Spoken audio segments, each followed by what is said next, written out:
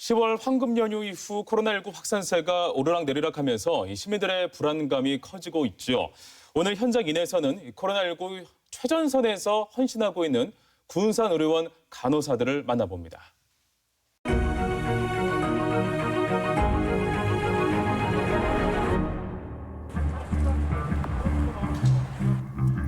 코로나19가 우리의 일상을 지배한 지도 어느덧 10개월. 좀 집에서 있어야 되는 거 아니냐, 환자들 보는데 좀 되게 만나는 것도 찝찝해하고. 방호복을 입고 하다 보니까 조금 많이 덥기도 하고. 우리 지역 코로나19 대응에 최전선에서 땀 흘리며 일하는 이들이 있습니다. 코로나 병동의 간호사들을 만나봅니다. 도민들의 공공의료를 책임지고 있는 이곳 군산의료원은 크고 작은 코로나 상황이 있을 때마다 적극적으로 나서 모두의 건강을 위해 힘써왔습니다. 일찍 나오셨네요. 네, 지금 이 시간이 원래 출근하는 시간이에요. 그래요? 지금 가시면 그럼 어떤 일 하시는 거예요? 이제 명동에 올라가서 간호사들 건강 체크, 환자들 상태 확인하고 이제 업무를 그대로 시작하는 거죠. 간호사 경력 30년 차 송현주 씨의 발걸음이 바쁩니다. 코로나 병동이 있는 6층부터 8층은 오늘도 전시 상태. 수간호사인 송현주 씨는 아침부터 해야 할 일이 많습니다. 코로나 병동 수간호사의 주 업무는 어떤 건가요? 간호사들이 입게 되는 방호복 일체, 그리고 고글, N95 마스크, 글러브 이런 부분들이 부족하지 않게 이런 부분들을 챙겨드리는 부분들도 있고요. 장비까지도 끼니에 맞춰 챙기는군요. 하루에 3차례 간호사들이 환자가 있는 병실로 들어갑니다. 이 두꺼운 방호복이 의료진을 지켜주는 유일한 방패막인데요.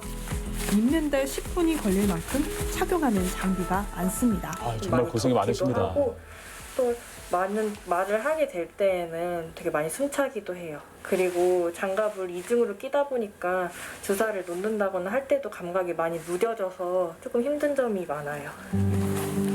숨쉬기도 버거운 방호복을 입고 청결구역을 지나 병실로 향합니다. 카트엔 도시락과 함께 환자에게 필요한 물품도 실었는데요. 환자와 가장 가까운 곳에서 그들의 상태를 체크합니다. 더불어 마음까지 살펴야 하죠. 음식도 좀 제한이 되고 밖에 나가지도 못하고 하니까 좀 그거에 대해서 많이 힘들어 하시더라고요. 아무래도 바람도 쐬고 싶고 나가고 싶고 한데 거기 병실 안에만 있다 보니까 많이 답답해들 하세요. 8층에는 10명 남짓의 환자가 치료를 받고 있습니다. 하나하나 들여다보며 순회를 하는 데만 1시간 반. 다시 병동으로 나온 간호사를 격려해주는 송현주 씨입니다. 물을 주셨잖아요. 네. 물을 주신 이유가 있으세요? 무슨 옷을 짜면은 물이 떨어질 정도의 그 정도의 많은 그 땀을 흘리고 있거든요. 방호복 사실 안에서. 물 한 잔에는 저희들 모두의 마음이 담겨 있거든요. 이게 물 한 잔이 아니라 사랑이다, 동료애다 그러면서 권하고 마시고 그러고 있습니다. 무섭고 외롭고 또 많이 지칩니다. 환자의 마음 깊숙이 침투한 코로나19 바이러스. 환자분들의 심리 상태가 일반 환자분들하고는 또 다른 이제 그런 부분에서 심리적으로나 정서적으로 좀 저희가 많이 지지를 해드리고 얘기도 많이 들어드리고 이런 부분에 좀 더 업무에 중점을 두고 있습니다. 처음 코로나19 환자와 만날 땐 두려움도 컸습니다. 하지만 긴 치료 과정을 함께하면 마음을 나누는 따뜻한 사이가 되기도 했죠. 엄마가 위독하다는 얘기를 들으셨어요. 근데 식사도 못 하시고 물도 못 드시고 위로의 말을 전하고 또 서로 이제 안타까운 이런 마음을 나누고 그러고 했는데 나중에 그러시더라고요. 간호사들이 건네준 한마디가 그때까지 다른 사람들로부터 받은 위로 중에서 가장 컸다고 평생을 살아가면서 큰 위로가 됐다고. 저분들이 진짜 이 시대 영웅 아닌가 환자와 싶어요. 마주하기에 의료진 방역은 더 철저해야 합니다. 격벽을 설치하고 청결구역을 만들어서 환자와 간호사, 또 간호사와 간호사 간의 동선을 철저히 관리하는데요. 이 격벽도 처음에는 없었던 거거든요. 코로나 병동을 준비하면서 이렇게 격벽을 설치하고요. 바닥면에다가 청결구역과 오염구역이라는 띠를 표시를 해서 두 가지 방법으로 구획 구분을 정말 확실하게 안전하게 해서 정말 철저하게 하고 호스피스 있군요. 병동이 코로나 병동으로 바뀌며 투입 준비실과 청결구역, 새 이동 통로가 생겼습니다. 환자와 분리되며 바이러스를 차단하는 막이 형성된 거죠.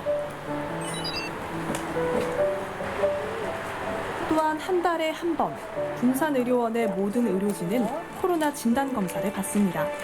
바이러스를 채취를 하는 곳이 좀 깊게 들어가다 보니까 조금 통증이 있고 혹시나 점막이 약하신 분들은 간혹 코피가 나시기도 하시네요. 전국적으로 일주일에 3명의 간호사가 코로나19에 감염됩니다. 하지만 여기선 단 한 명도 감염되지 않은 상태.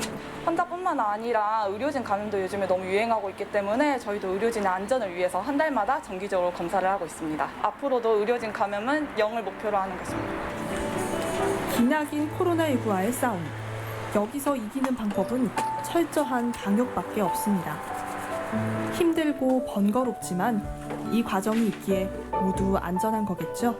원래 8층에는 호스피스 병동이 있고요. 코로나가 발생되고 저희 병원이 최적의 장소를 찾다 보니까 자연스럽게 제가 근무하고 있는 8층으로 이렇게 정해지게 됐고요. 세 차례 코로나19의 고비를 넘으며 더욱 굳세고 의연해졌습니다.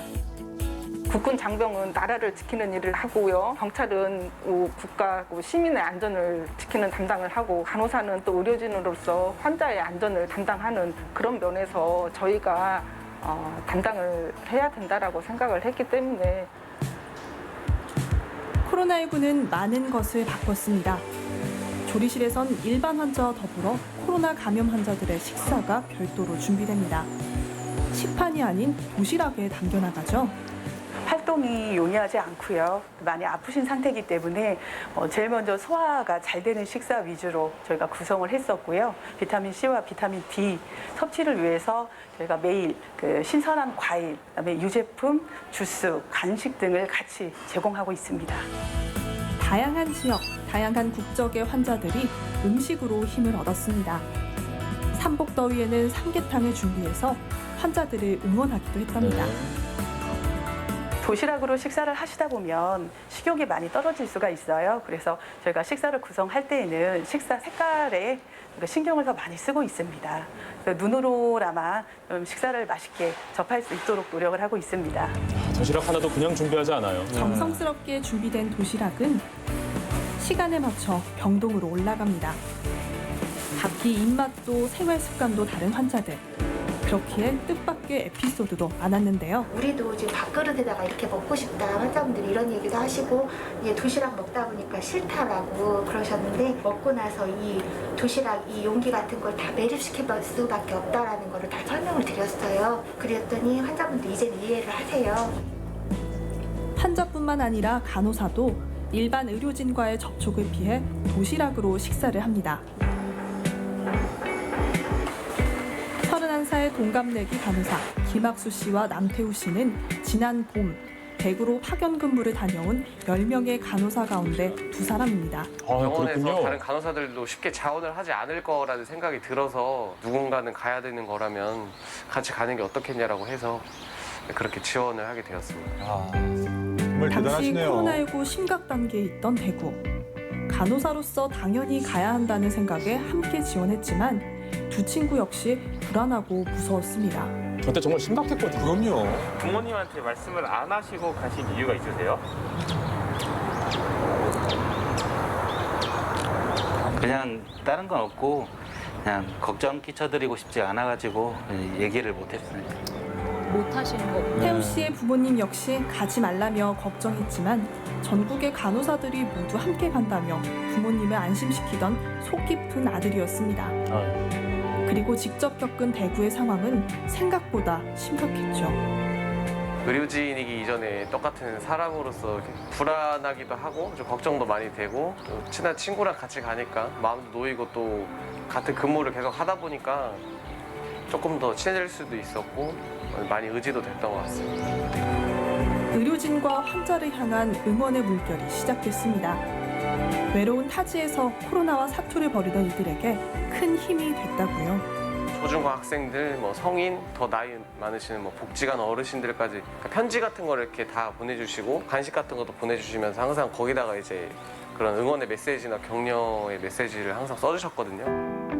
지난 2월 한국에 침투해서 10월 말에 이르는 오늘까지 잠잠해지면 다시 확산되어 온 코로나19 바이러스로 매일이 전시 상태였습니다. 헌신과 열정을 다한 의료진 덕분에 다시금 일상을 되찾고 있는 대한민국. 비록 1단계로 내려갔지만 오히려 발생하는 건수는 실제로 크게 줄어들지 않고 있습니다. 이럴 때야말로 마스크 잘 착용하기, 손 씻기를 꼭 필수로 해주실 것을 부탁드립니다. 나는 괜찮겠지. 뭐 다들 그러는데 이런 생각을 버리고 한 사람 한 사람 노력하다 보면 코로나를 이기는데 시간이 많이 단축되지 않을까 생각합니다. 마지막 그날까지 그럼에도 불구하고 우리는 코로나를 이겨냈다라는 이 한 줄을 위해서 지금 현재도 열심히 일하고 있는 것 같아요. 코로나 병동의 간호사들은 오늘도 서로를 향해 이야기합니다. 침착하게 천천히, 당황하지 말고 잘 해내자고. 우리 중 누군가 코로나 병동의 마지막 문을 닫고 나올 때까지 끝까지 긴장의 끈을 놓지 말자고 말입니다.